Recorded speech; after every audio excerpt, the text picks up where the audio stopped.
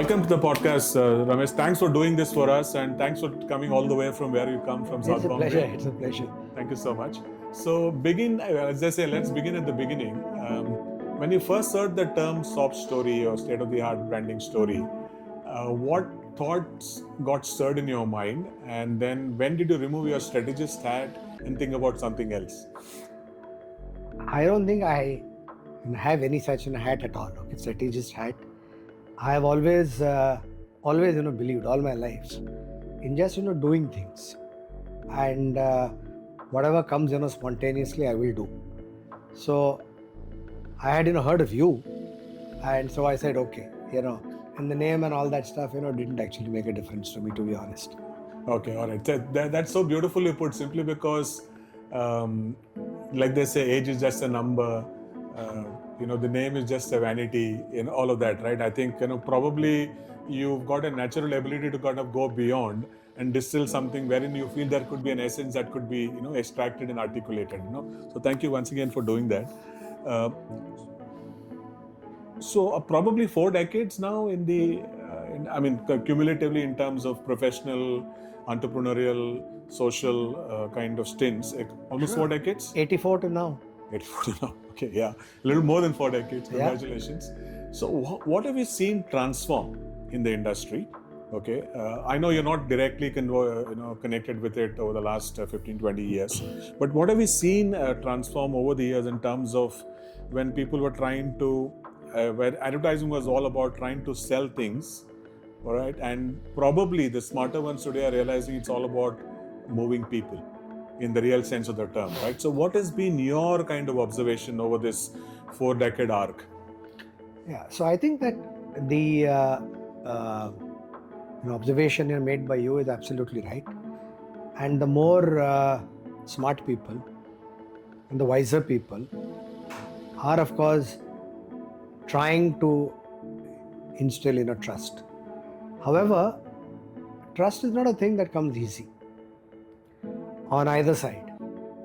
So I think over the years, actually, now going back to that, is of course the obvious thing about I would think that the most radical change has been in the field of media, where right from print being God, yeah, and I was attached to print closely because I used to write for a host of newspapers, to now digital being everything. Yeah. From the credibility factor to the attention factor now. Now it's all about how do I hold your attention, and the ever diminishing attention factor, where from 45-second TVCs to now 6-second reels. Yeah. Reels. So we have come a long way. As far as the advertising industry itself goes, the advertising agency itself goes, yes, of course, we have seen the rather unfortunate, if I may say so, demise of the entrepreneurial advertising agency business. When I entered in 84, all the large agencies except one, maybe HTA, were all entrepreneur owned, conceptualized, owned, driven. Yeah, managed. For whatever reason, they all opted out, and it's now corporate. And while I guess it's the order of things, but I think you also lose out on a lot of things along with that. And of course, I've been quite vocal about this, and I blame myself also, of course, in this, is that while we have been able to do so many things so well, when it came to advertising agencies, we have not been able to export the advertising agent, the Indian advertising agency brand anywhere abroad. Instead, we said we will embrace all the large networks there. That is why I feel, proud that, and of course, very sad that there's only one listed advertising agency in the whole of India, Indian one, only one, and that agency also has an office abroad. So I'm quite proud of that. Which one is that? RK Swami RK Limited. So apart from that, of course, now the entire cooperative culture is not at all bad. Of course, we have been able to at least have an exposure to a whole lot of other experiences from other parts of the world, and I think that can only help us. Yeah, I think diversity is definitely important. Yes, we all probably willingly or unwillingly succumb to what can be described as the big six: the Omnicoms, the WPPs, and plus now I think Publicis, Interpublic, which is a merger that happened very recently. Omnicom, yeah. I think so. The agility, the creative enthusiasm of it, as you mentioned rightly, the entrepreneurial-driven agency, probably that fleet-footedness might have kind of gone from the whole thing as such. Yeah, I think I get a sense of what you're coming with. So in this, I think there is so much of a clamor for technology, youth, disruption, speed, etc., etc. Do you think in that melee we've lost out on embedding feelings into our communication and storytelling, when we're trying to sell brands, products, services? Yeah, so I've always felt that, when I say this, or I use this word, corporate, one of the things is that this entire, quarterly results, I believe, has been detrimental to our industry at least, because in this desperate urge to say that I have to make money quarter on quarter, that entire visionary approach, that look at building the brand over some time, investing in the brand, and then investing what? Yeah. Okay, that's where your emotion, trust, all of those things come into it. Here it's more like a sale, flash sale, Black Friday or something like that, Yeah. Every Friday. Okay, so to that extent, I feel that we need to go back to that Roots. the whole brand building exercise, and I feel that a brand has to be built only in that way. It's not as if you can look at an advertisement and say that I trust this implicitly at once. No. Right, absolutely. So I think that helps me segue into my next ask of you, Ramesh, is the fact that, do you think, there is a strategic direction that brands are taking in terms of looking at purpose-driven, purpose washing, as I might want to call it, right, initiatives, when it should be probably what we're trying to kind of articulate earlier was about heart-led and heart-fed initiatives? Do you see some kind of thin line? Is it the line that is blurring, or is it very obvious? So I don't think that it's right to actually generalize this. I know that in a field which I've been always passionate about, sustainability, there have been acquisitions flying thick and fast about greenwashing, where you have entire ad campaigns and that's all you have really, but they are not backed by real feelings or by real kind of passion or the action in the field. But I think, as I said, generalizing is wrong.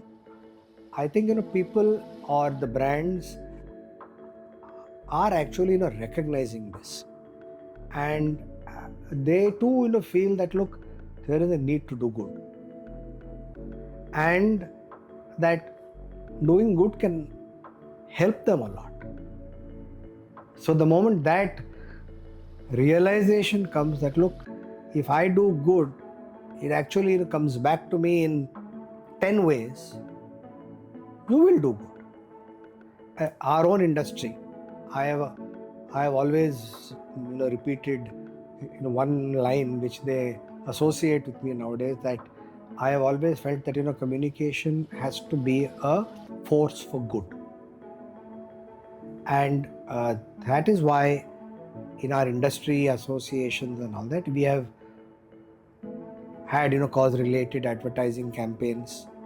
The IAA, for example, does one every year, and we are about to launch on the first here in Mumbai city, at least one on the entire voter apathy, where we are happy to say this is wrong, that is wrong, everything is wrong. Living room critiquing. And on election day, run off to Alibag or Lonavala thinking that it's a holiday. So get down there and vote if you want to do something about it. Absolutely. So there is one campaign which we are hoping to do, and hopefully it's still in the thought process now. We also should be doing one on eye donation. Now, in the past, of course, we have done on disability to elder care to domestic violence to host of things. But I feel that this, in fact, is one of the things which will actually show our industry in the right light. Absolutely. So as they say, citizenry is a two-way contact sport. It is not a spectator sport. Right. We are very, very good at living room critiquing.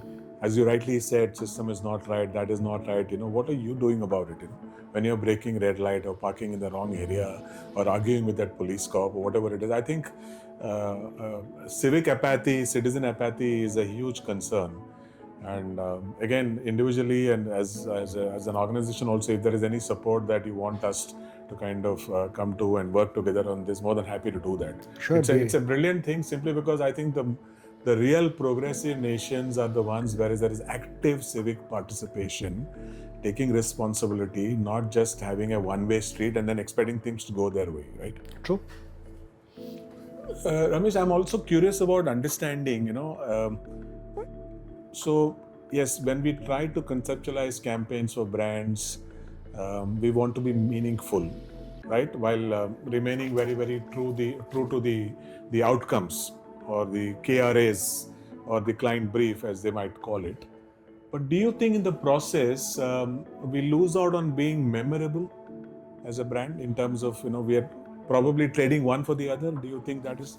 I'm not too sure, because I think if you go right back to the early Body Shop campaign, I'm sure that had she said that I would like to say that this has not been done on any kind of animal testing, memorability, USP, and yet it made history. Okay, because it appealed to the audience. You see, the audience too feels. It's not as if we are the only ones who who have feelings. So if you are able to reach out into the depths of the heart of the audience and relate to that, it's done. Yeah. Absolutely. That's the reason why we're calling it state of the art, right? I think that exactly pull has to come from there, Yeah, absolutely.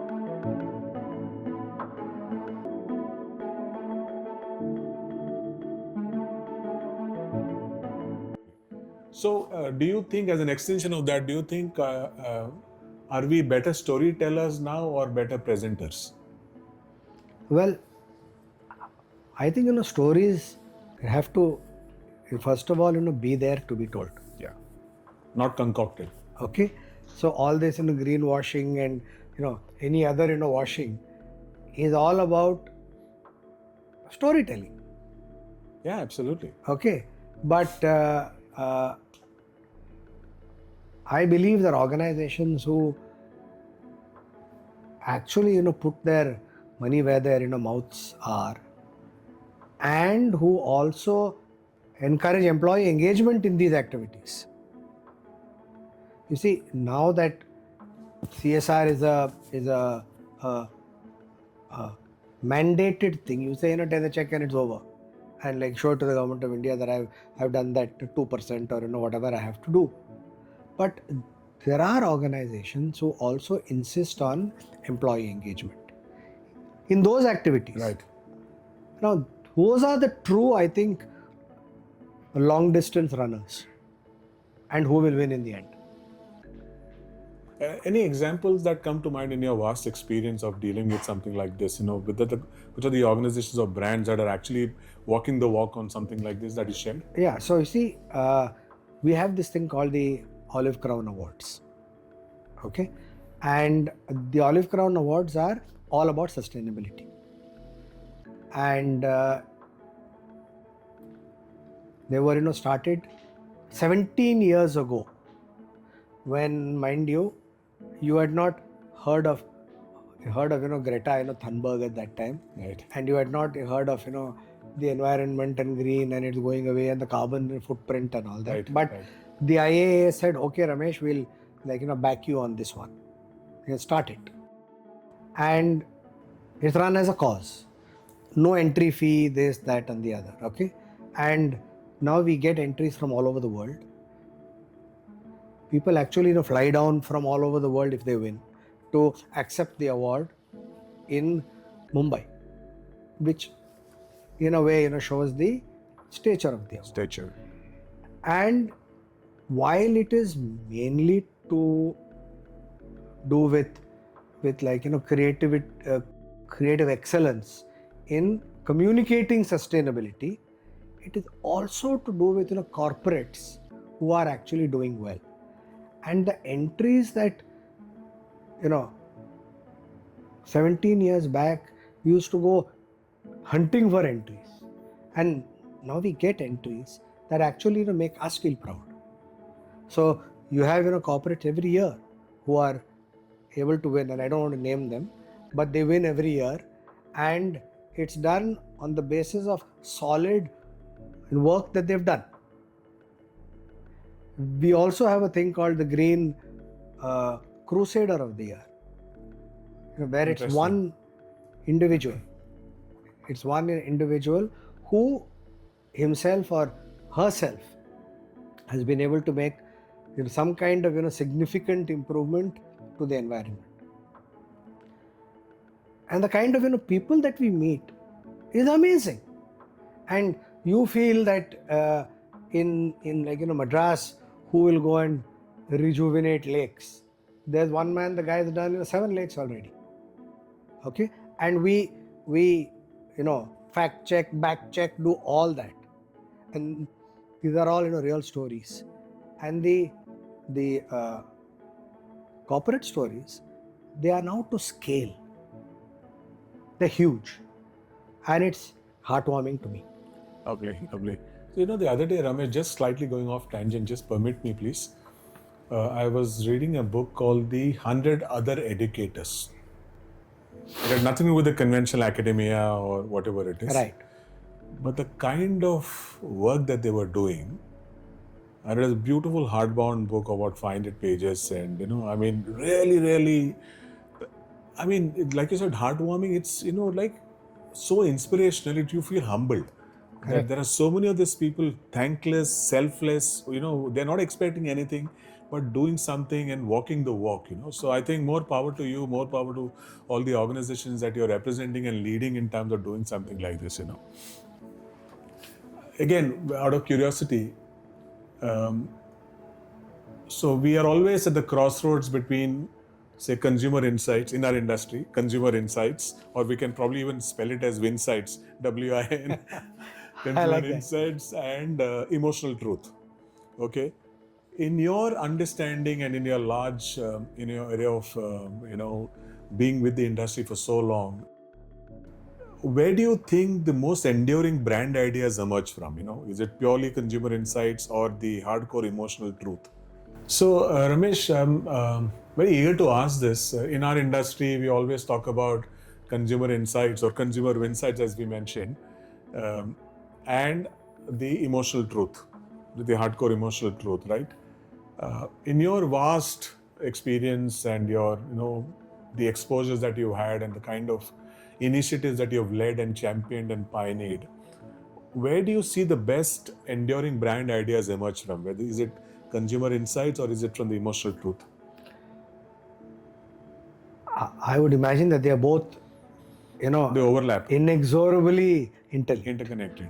Okay, so as long as you know or if you are a part of that emotional truth,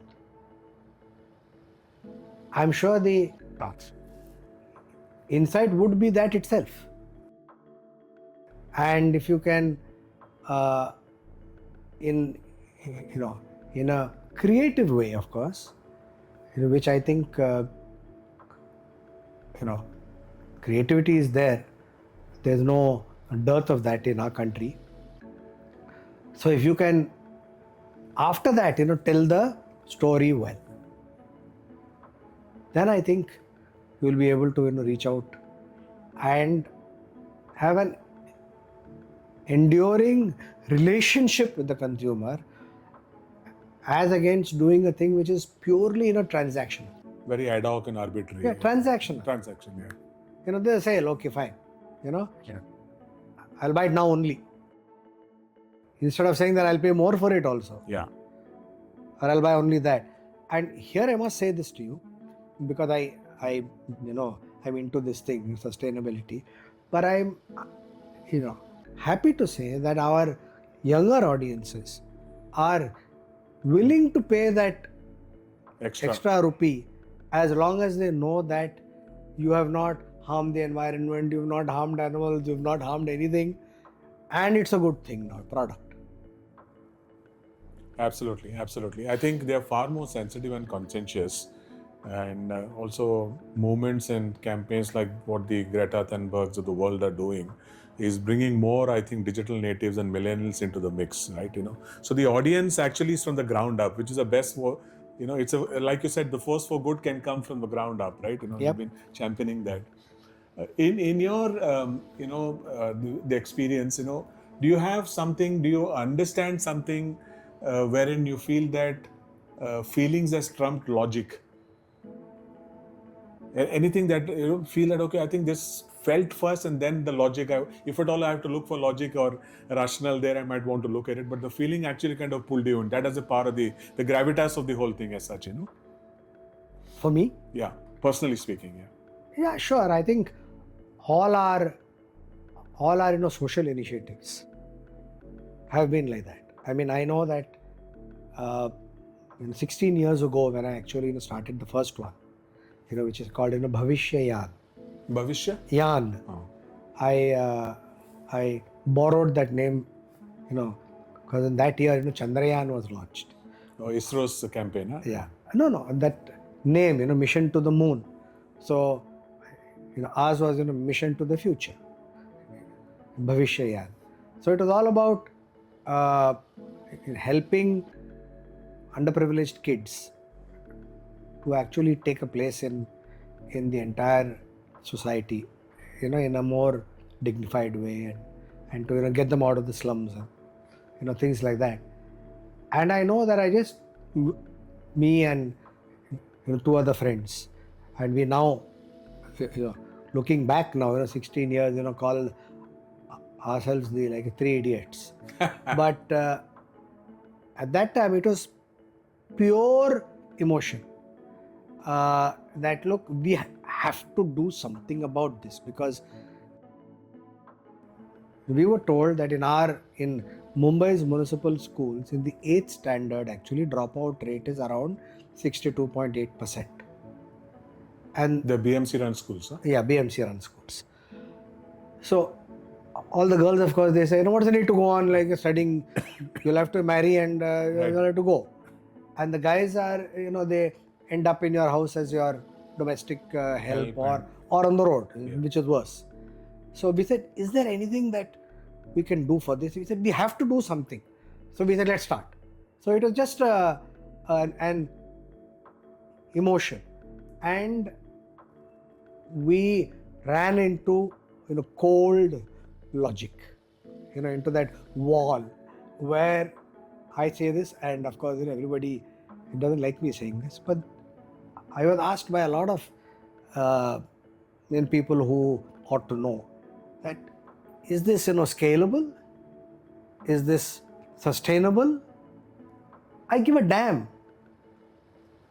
Even if you can impact one individual. I say, and this is a line which I use often enough, that if you can wipe one tear, if you can spread one smile, yours is a life well lived. Absolutely. Okay? But in those days, of course, so 16 years back, I, could not say all this. Now that it's done well, I can talk like this. But so, we had to really work hard. We had to work harder at overcoming logic. Okay? The hardest part was that. Today, when it's in 6 schools and there are 5,000 kids who have walked through those our course and have got jobs in the Infosys and the larger companies today, Indigo, Pilot, and this, that, and the other. Now everybody loves the idea, okay, and says that you are right, Ramesh, this, that, and the other. But logic had to be overturned, and the hardest thing was that. I think this offered me a great space to ask you this, Ramesh. So yeah, as a personal brand or as a group of personal brands, you're willing to kind of put it on the back burner. The all omnipresent question of logic and rational and whatever it is. So coming from that same territory, do you think brands today are prepared to be vulnerable? I'm sure you went in with that kind of, listen, I'm going to take this vulnerability head on. I'm going to embrace this uncertainty, right? Today, you think that brands are willing to kind of be looking as vulnerable as possible? Well, I would imagine, most of them are not. And it's not that they are, they are not sensitive. It's not that they don't mean well. But I think they also have the other aspects like, shareholder value and ROI and all of these things which they are concerned about. And I think here is where you have visionaries who take that leap like Sridhar Vembu, and you have the rest. Right. So, do you think this, I think it can beautifully move into our next space about, I think this is the same spirit, ethos, philosophy that you're carrying forward into championing and initiating organizations and initiatives like what you do across multiple spaces, which is very commendable. Whether it is autism, whether it is women empowerment, whether it is domestic violence, whether it is obviously, kind of the green, the sustainability factor. And I just read somewhere that you planted some 2,000 odd trees somewhere, so you feel that this is actually a leadership trait, not a brand trait as such, wherein you're looking at doing all this because you stand for something, and that is what brands are supposed to do. They go beyond selling to and actually standing for something. Is that a territory that I'm sure obviously you've traveled it very, very well, but you want to kind of share that story with us? Okay, well, it starts with, I think, everybody knows me in our field, at least they all know that I wound down my agency when I turned 50. And I had always said that I would. That's a nice term, far better than right sizing or downsizing. No, wound down, I use that word because it was not for sale in any case. And it was not that there were no offers. Okay? But I said that I will not sell my agency. And 2, I will not announce the fact that I am winding it down until the last employee has a job elsewhere. Yeah. Okay? after they were all placed in jobs, I announced it to the media. And this was not a thing which I took, snap decision and all that. About 3-4 years Well thought through.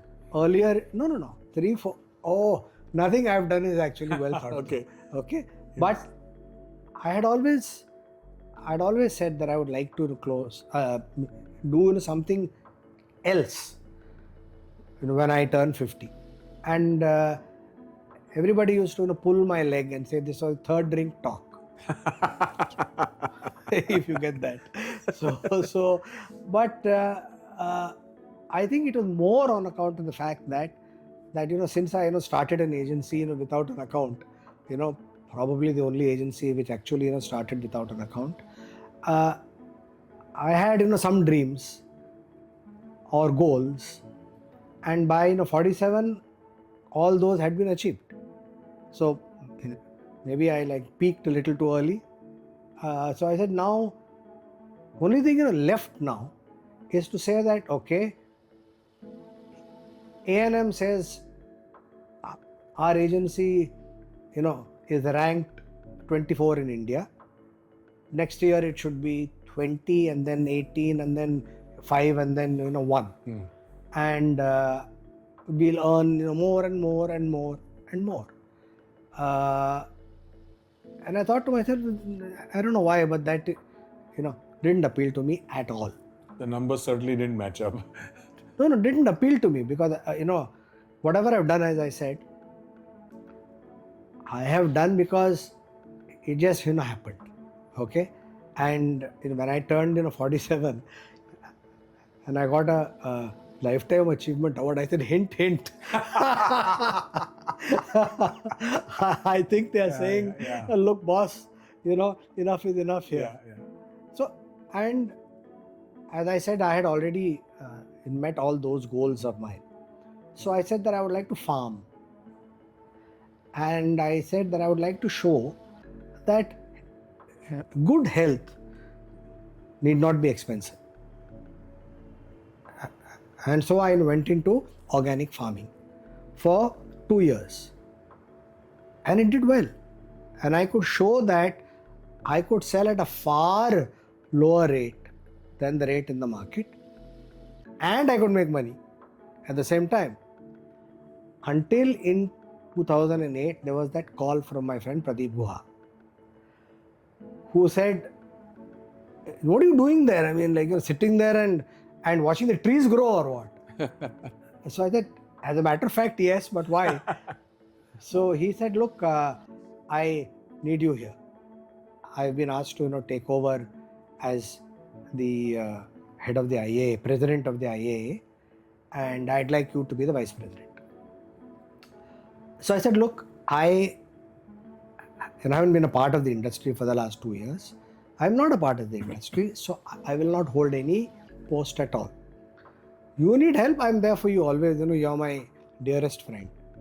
So he said, okay, then all those years used to go on, we should do this, we should do that and all. Now you do all those things and I'm there to back you up. And so I, as I say, it's a call that altered my life. Because from then up till now, 18 years, I have really enjoyed this innings of my life. I have really enjoyed it. And it's been, for me at least, it's been meaningful, it's been nice. And things have worked out, of course, which of course is the main thing. So I came back to the advertising industry, and I am still a part of the advertising industry. And that whole thing about the Adasias and about cause-related advertising and about all these things were there, which I was happily and integral part of. And at the same time, these things like Bhavishyayan. And 8 years back, there was a thing called Anandayan. What is that about? It is a mission to happiness. Happiness. So the idea was that you have a whole lot of senior citizens, underprivileged. Now, like you take central Mumbai, you are a old Mumbaikar, so you will understand this, that Mumbai was actually built on the backs of the textile industry. mills, yeah. And the mills were there, and around the mills were the chawls of the workers. Yeah. And the mills went and these luxury apartments came, and the chawls went and these SRA apartments came, which are about 300 odd square feet. Now there are in the first generation, second generation, third generation people staying there in that same space. They have two-wheelers, they have air conditioners, some of them, they have microwaves and refrigerators and all that. But in Mumbai, you can't get another home. So they're all staying there. And that first generation, the eldest, are feeling a little left out. And they too feel they would like to give the kids a little bit of privacy, etc., etc. So they end up in the afternoons on the roads. Okay.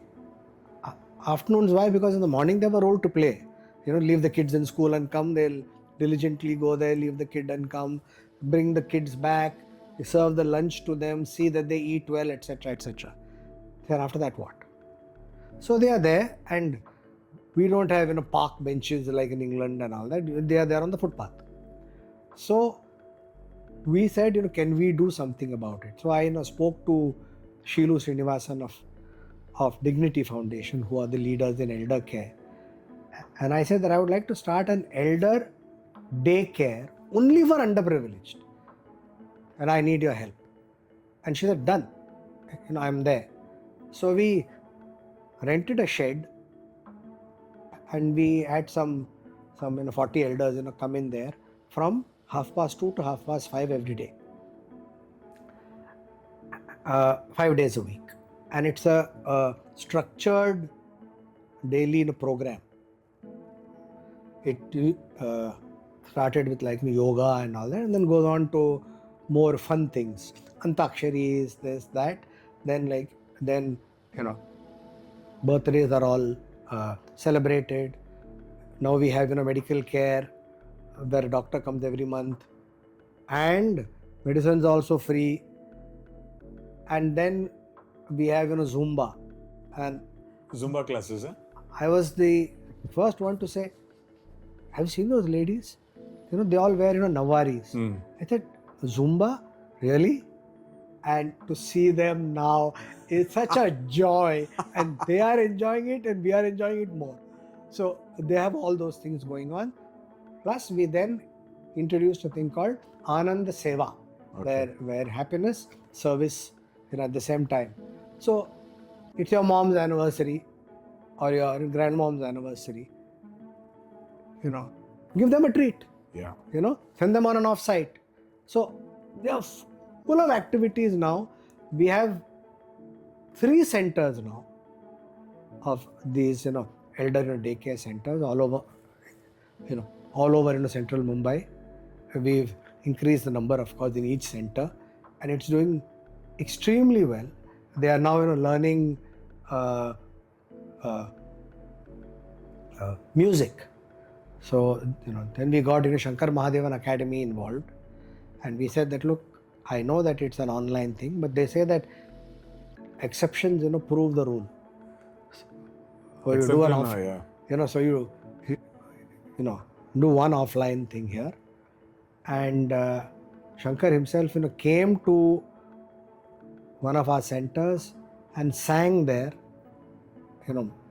as a labor of love, and he went there and he went off. So they learned that and all that. So Anandyan is doing extremely well.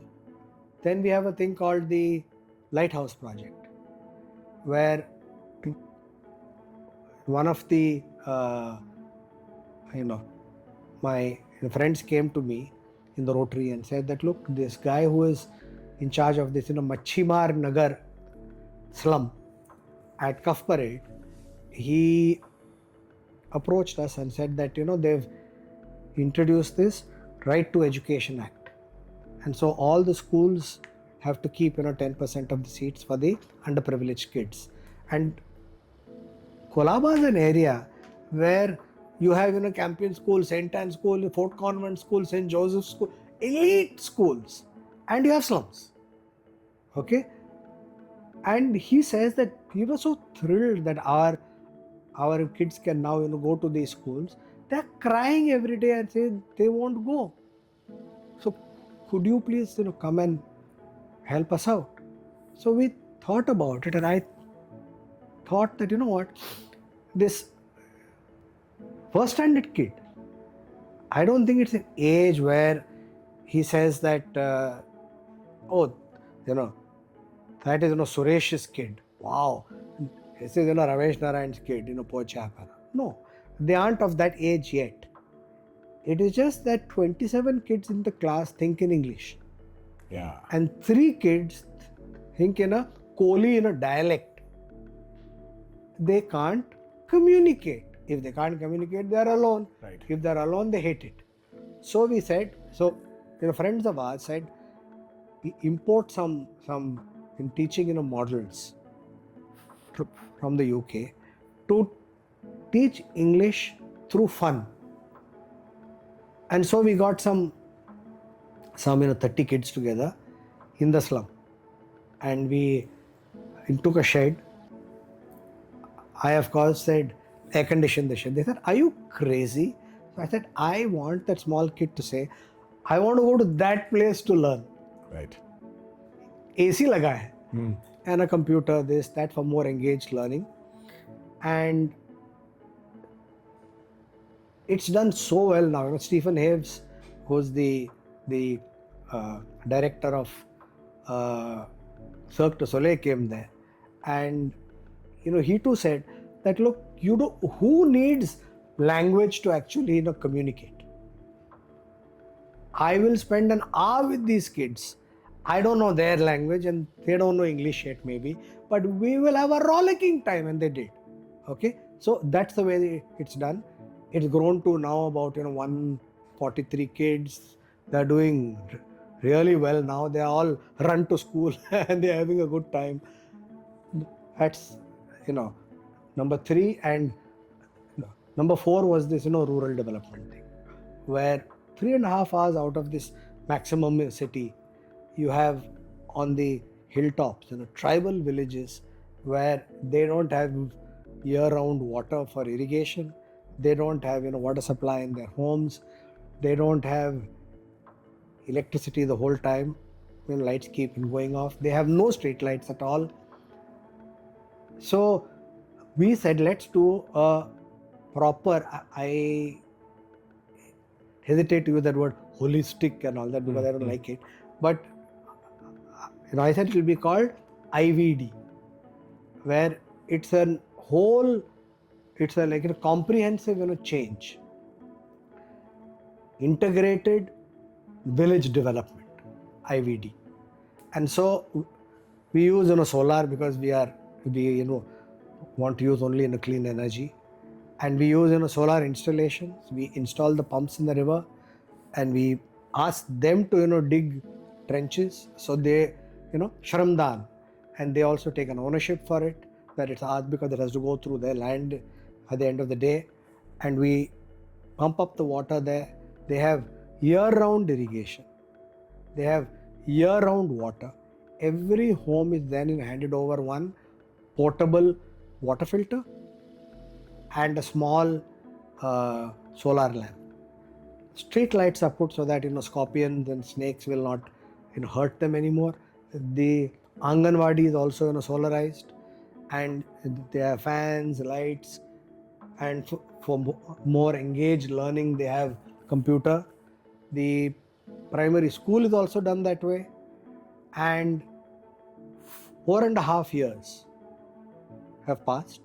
44 villages have been transformed. More important, 14,000 lives have been actually transformed. And in the ones which were done earlier on, in the first 2 years, we have actually seen that they have completely stopped urban migration. They do not come to your slums here to live here. They are happy to live there and to grow. We also get modern agricultural things here, because as I always say that we have to learn from our northern neighbors. It's not rice MSP. No, you can grow things yourself, earn things well, and live a good life. And that is what they're doing. Bravo! I think it's a fantastic story. Kudos to you, Ramesh. I think. No, it's not only me. I mean, there's a large you group and doing your it. Yeah. large group of people. I think we need more such community to develop this. I think community enhancement, community upliftment kind of initiatives. I remember, based on what you just shared, it's a beautiful story. This book written by Catherine DeVry called "Doing Good is Doing Great for Brands." Okay, the smarter brands, as we kind of Yes. spoke about a little earlier, is about, and there is a wise, was it from PNG, Mark Reed, who mentioned that purpose and profit can go hand in hand, right?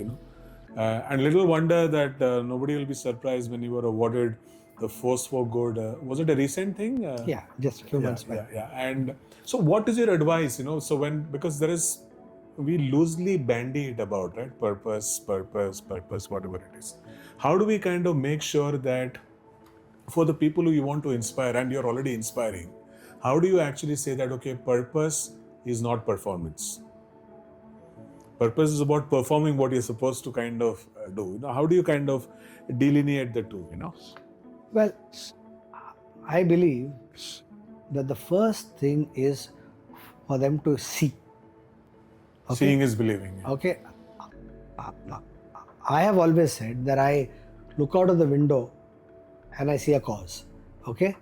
But I feel, whenever I take, donors to our municipal schools, to our elder, daycare centers, to this lighthouse project, or if I can, convince them to, spend a whole day and to come to the village. It's not easy to ask them to come. Where is this village, that IVD that you talk about? IVD, 44 villages, Palghar. Oh, okay, Palghar, okay. Okay, 44 villages so far. And however, when they do come to any of these projects, they go back uplifted. They go back on a high.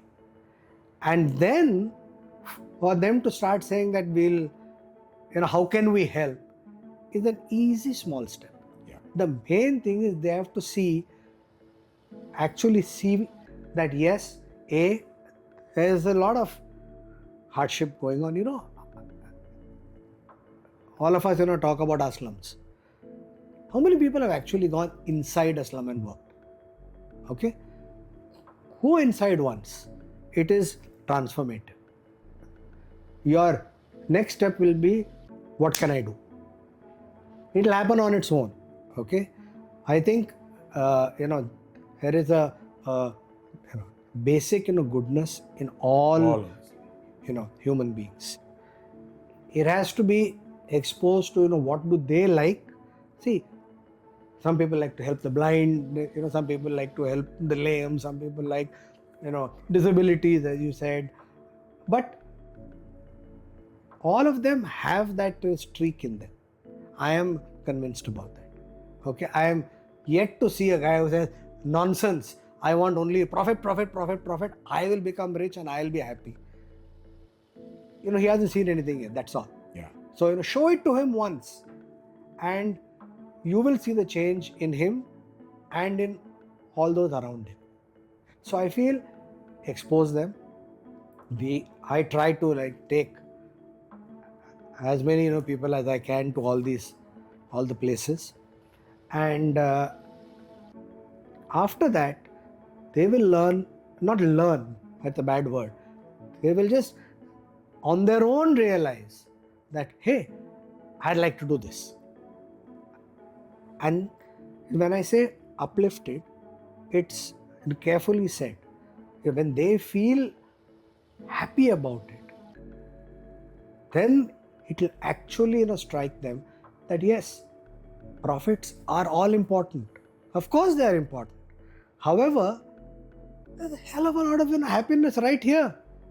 And if I deploy some of these profits here, I can be really, really happy. And everyone wants to be happy at the end of the day. Yeah. So I think that, the purpose will come. Right. Yeah, I think when it also relates to beautiful brand storytelling, right? What you're doing when you are doing something that is authentic, impactful, the need of the hour, a lot of this falls into place. All of Absolutely. this lots into place, right? So once again, kudos to you. How you mentioned about that call that transformed your course, or what changed my life. Changed your life, right? And God bless his soul as well, Pradeep Goa. And as institutional leaders, okay, I'm just trying to kind of create some kind of, if there is, what do these institutions in terms of responsibility and how do they differ from brands? Because there is an apex role which is far more all-encompassing than the brand or the brands as individual, right? So as whether it's the IAA or whether it is the Rotary or whether it is the Ad Asias or similar, many of those things that you already kind of very, very closely involved with. So how do you kind of separate that? Do they have greater responsibility or greater opportunity than brands individually? So you see, these, say the industry associations, and the Rotary is an NGO. Yeah. It can call itself anything it wants. It's an NGO. Yeah. Now, all these do not exist in the absence of all the brands. Yeah. Okay, so it's like you take our industry associations. I am thrilled to bits, of course, that like you take the AFA. Now the AFA has instituted an award that's called Change Maker for Good. Okay, and it is for Marcom professionals in each of the Asian countries who have been able to use communication, of course, and who have been able to achieve societal good. Okay, and so this is every alternate year in the year of the Ad Asia. So the reason was also that, you see, everywhere we went across Asia, it was the same story, that the advertising agencies aren't able to attract the best talent because it's so expensive these days and the clients are squeezing us. And how much ever we squeeze the media, it's not enough. And of course, we don't squeeze the media, do we? So we aren't able to get the best talent. Now, we thought that, look, in this new age, where I said that the kids are willing to pay more for a thing that they feel is good, why won't they come to a profession that is seen as actually doing good? It is just that they see the advertising agency, the first and the looming question is always, what's the budget? Okay, so no, I don't want to work there. I'll work as a marketer and I'll show him about the budget. Okay. So we said, let's introduce it, because it's not as if people aren't doing this. It's just that advertising agencies position every product that has been actually positioned by an advertising agency, and they've not positioned themselves properly. So one of the ways was to show that there are some fine people here maybe who are doing good, and who are they? And so there's a national award first, then you have an international jury, and all these national winners are judged, and you have a Pan Asian awardee. And how many countries do they represent, Pan Asia? About 11 or 12. And you know, from the big to the small, from like China to our Bangladesh, in size, I'm saying. Yeah. And then you have one winner who is honored at the Ad Asia and is asked to speak for about 7 minutes about what she or he has done. So these things appeal to me a lot. I think it's an important thing. It's an important role that industry associations play. They help to actually position all these things in the right way. So obviously there is a lot of legacy, wisdom. I know you'll not approve all those terms. What would you want to tell people wanting to enter the branding, advertising space, especially the youngsters, right?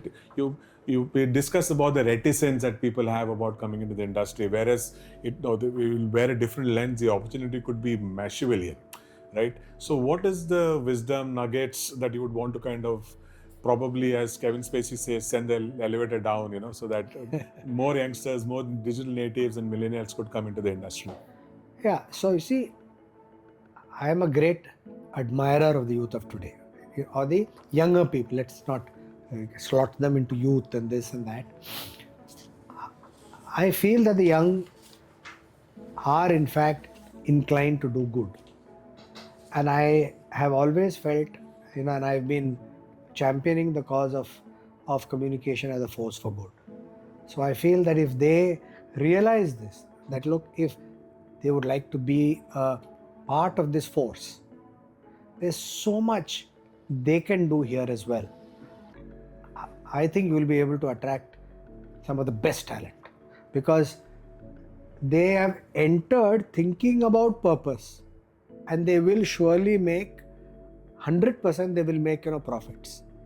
And one of the many isms that I have is that I always tell young people, when someone asks me to come and speak to some of the aspiring advertising people or to some young people, I always say, whatever you like doing, okay, but you have to give it your 100%, and anything you do, you should do well.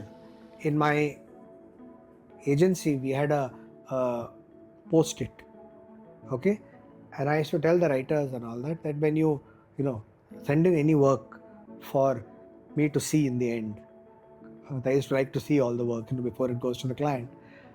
I used to say, put this thing on it, okay, post it on it. And I used to say, and the line on that post-it was, autograph your work with excellence. And I used to say that if it's a freebie obit ad, because we never charged for obituary ads, or it's a 2 crore HDFC Life ad, you are going to write it with that same passion and that same intensity, because you will be autographing it with your excellence. And so I say that, look, if you are able to give it your all, think about only that, I promise you, money and fame will court you. Yeah, I think a lot of learning and a lot of wisdom for our listeners and subscribers. It's not very different from any of the other industry.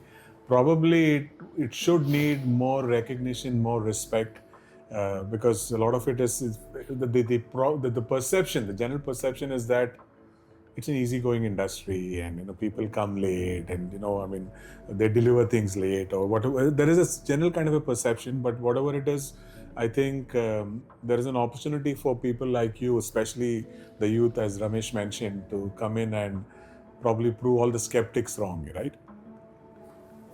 So I'm just kind of leaning towards the tail end of this conversation. We can go on and on, and I'm sure. So if you were to start Canco all over again today, given this age of AI, disruption, youth, machine learning, technology, etc., what would you want to kind of retain and what would you want to sensitively discard? Okay, so the retention part is easier to answer. I'd like to, you know, retain my whole team. I loved my team, and we are still in touch, and they are happy to do all our good work. I mean, the good cause work. I mean, as a labor of love. Pro bono, huh? Yeah, even now. Okay, and it's now been 20 years. Wow. Okay, it's just one call and they're all there. So I would love to retain them if I had to start it all over again. I would like to be probably a little tougher with the clients if I could.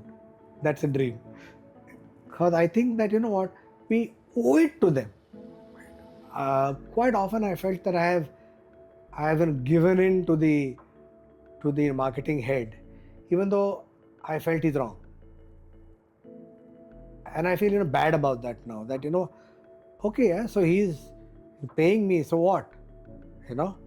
And so I think I would be a little more forceful, and I would of course retain the entire transparency that we had as an agency. I think we were one of the few agencies who invited the clients to audit their accounts in our books, and some of them did for a few years and then said, okay, it's a waste of time now. And also I think we were one of the rare agencies who, on the day when the final media deal would be actually signed, say like Times of India, the Times of India head would be there, the client would be there, and I would be there, and we sign. So I'd like to retain all of those things, because I used to say with a lot of pride that 15% is mine. You don't covet that. Okay, I'll be able to save a lot for you, more than this for you, and you won't have to look over your shoulder that what's he doing quietly behind my back. Right. Okay, so these are the things that I would like to retain. You were talking about an age of AI, this, that, and the other, and I think yes, we are going a lot more tech now, and that in fact helps the younger people a lot more, because they are able to take to tech naturally. I keep asking my son, how do I do this, and how do I do that, and all. Oh, come on, Dad, and it's done. So, however, when everybody fears AI somehow, and I've always felt that there's no need to fear AI as long as you respect NI, natural intelligence. If you have that, this artificial intelligence is not to be feared at all. And that's a nice coinage, NI and AI can coexist. Of course. Happily, right? Yeah. It must coexist, I would rather say, right? So you mentioned about, such a, wonderful thought of wanting to have retained your entire team as is, right? And it's very, very graceful. And obviously it is also your stewardship that makes them do those things, even today, 20 years hence, right? After leaving you, or after the organization was no longer functioning as a full-scale agency. So do you think, the need of the future would be better marketers or better humans? Why are we separating the two? I'm sure it is not mutually exclusive or something, right? Yeah, the ideal situation is a beautiful overlap. I think that you have to start with being good humans. Okay, you could be incidentally a good marketer or a doctor or a spaceship guy or whatever, or a techie and all that, but you have to start with being a good human being and seeing the good in other humans. Because it is there, as I always say. Right. I think, beginning from a place of respect, compassion, I think it's a great premise to kind of actually start from. So, as we come towards the end, as we try to conclude this, and we're not taking pot shots, or this is not, finger pointing. If we are given an opportunity, if you are given an opportunity to correct something in our industry, what would that be? I think that I would highlight the fact that actually creativity is rich in our industry, and it ought to be encouraged in any way we can and every way we can.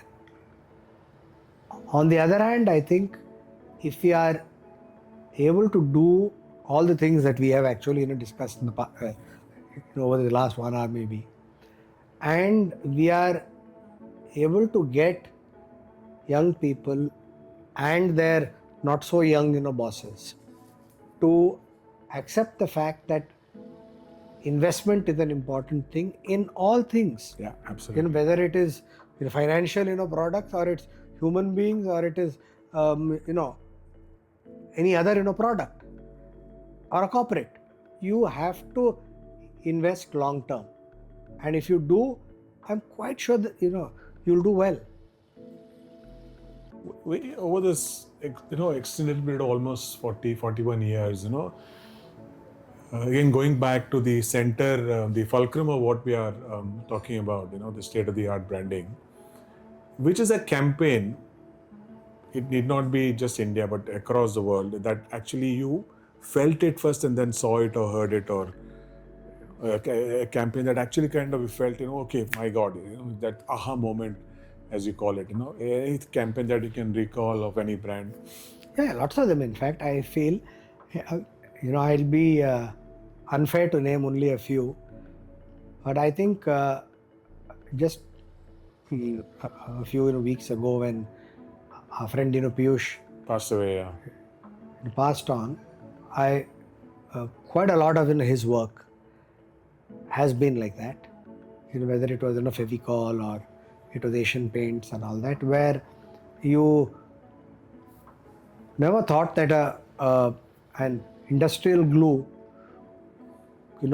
could be advertised in that way, and it was, and it did so well. So and nowhere did they talk about the ingredients and what is so technical good specifications there and all the chemical, yeah. So and I also remember an ad where they had for, I think it was Microsoft, about sustainability, where they had Mother Nature sitting there at the table and asking them what have you all done. Was it Apple? Apple, absolutely. Yeah, that right. is brilliant. Yeah. Where I thought there was no frills, there were no great stuff and all that. It's just one lady sternly, like a school teacher, asking the head of Apple that so what have you done? Right. And him also answering it precisely, no fancy words and all that. It was one of those brand building moments for Apple, that was so true. Nothing to do with product. So it was so away from the product, it is not even incidental. Nothing to do with the product range. So brilliant, right? Yeah, absolutely. I think I recall seeing it, and it went, I think, incredibly viral, if I recollect right. It was all over the place. Yeah. So in closing, I wanted your thoughts on this is agnostic to brand verticals or industry per se, but the moral courage for brands to stand for something. Okay. What can inspire them to actually take that leap of faith? Because I'm sure it's not a question of competence or caliber, right? It's a question of intent, right? So what could you, or what would you want to actually kind of see something different, wherein there is that quantum leap of faith, wherein moral courage is as much front, up and center as much as all the other things that are obviously mandatory, required, etc., etc. Where do you, how do you see that? Yeah, so as we said earlier, it has to start with, I think, good humans who have the right intent. And I think if they have that, all the rest will actually naturally follow. I can't think of a good human doing anything patently bad. He or she could do a thing which is wrong, unknowingly maybe, knowingly maybe, misguided maybe, and all that. But as soon as that part kicks in, it'll start getting right on its own. So I feel that going back to what I said earlier, let's all see the good in human beings, and B, let's all expose them to what is good around them. And in that, I think everything will change. I think it's a collective responsibility. Sure. Absolutely, right? Hope is a collective responsibility, right?